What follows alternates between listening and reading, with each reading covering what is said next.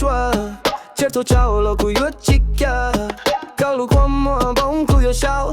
Chỉ bù linh theo ua mau không chính chỉ lo. Giao kê lu nào chỉ yêu lu đa. Cú đầu câu cái chợt giao kê yêu ta. Để họ lu nên io chỉ yêu nhỉ. Để sẽ cú io thì thấy có một ai tiếc sống thì. Câu nhau câu để lo cú io địa. Chân mùa thanh mình lo cú chính trái. Chỉ trong trái kia cú tua cao thế. Cú io nhau thật đau chua thu kia. Cú io thì thấy câu chân đất thích cú nhà. Cú io nhau ế xa chân một quạt chua cha.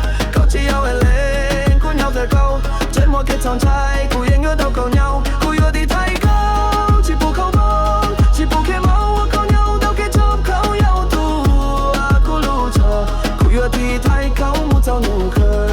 Tao lật thua câu chỉ tha tê. Câu cho sai cú io lau pa chê. Chợt cái nhua chia lầu dao. Cú io yêu tu shit chỉ châu câu nhau.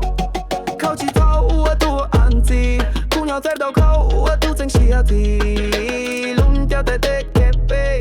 Yêu chỉ khát câu vì cú shit kê. Câu nhau câu thì lâu cú yên địa.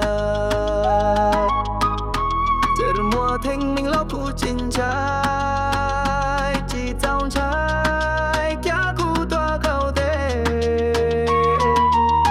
Cú nhau theo câu chua tu kia. Cú yêu thì thấy câu chân thật thích cú nhà. Cú yêu nhau ế xa chân một quát chua cha. Câu chỉ yêu lên cú nhau thật cầu. Trên một cái trong trái cú yên ngứa đâu có nhau. Cú yêu thì thấy câu chỉ phụ có bóng. Chỉ phụ cái máu câu nhau nhau cái chấp câu nhau tu. Cú lù chờ. Cú yêu thì thấy câu muốn dâu nụ cất. Yêu lết thì đau lâu tua. Cú yêu sẽ đua phán nha.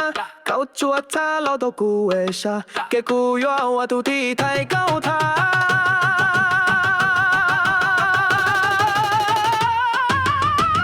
Cú yêu thì thấy câu chân để biết cú nhớ. Cú yêu nhau ế xa chân một quát chua cha. Câu chỉ yêu ế lên cú nhau tên cầu. Trên một cái trong trái cú yên nhớ đâu còn nhau. Cú yêu thì thấy câu chỉ phụ có bóng. Chỉ phụ cái máu có nhau theo cái chấp câu yêu tu. Cú lù cha. Cú yêu thì thấy câu